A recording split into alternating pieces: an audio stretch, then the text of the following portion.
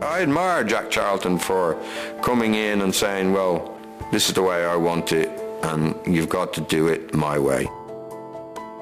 Well, I knew Jack for a long time. I played with Jack for 10 years at Leeds. I mean, I had rows after row with Jack, you know, when we played together. So I wasn't surprised about his philosophy when he took over the Irish team. What I wanted to do was put people under pressure as much as I could. What I wanted is to knock the ball to the fullback who would normally have dropped off. But he's got time to stop the ball, look up and make his mind up what he's going to do. What I wanted him to do then was play the ball behind the fullback. And Ronnie Whelan. That's for Aldridge. Like John Aldridge would always know where the ball was going to be played. What he was trying to do was get us to play in the opposition half. So if we win it higher up the field, we're in better areas to score a goal.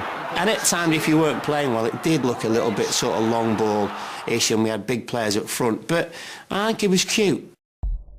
As a lad who'd been brought up home farm and Liverpool, where all you do is keep possession of the ball, you don't give it away, I'm now having to kick it into corners back to the opposition, and it wasn't really the thing I wanted to do. This is how we're going to play. If you don't want to do this, right, you ain't going to play. The simplest way to win the players over was to start winning. Early in the qualifying campaign for Euro 88, Ireland had to play Scotland at Hampden Park. When we came to play in Scotland, you wouldn't believe the team that Jack picked. I think Ronnie Whelan was playing fullback that night, and Paul McGrath could have been the other fullback. The players were in strange positions.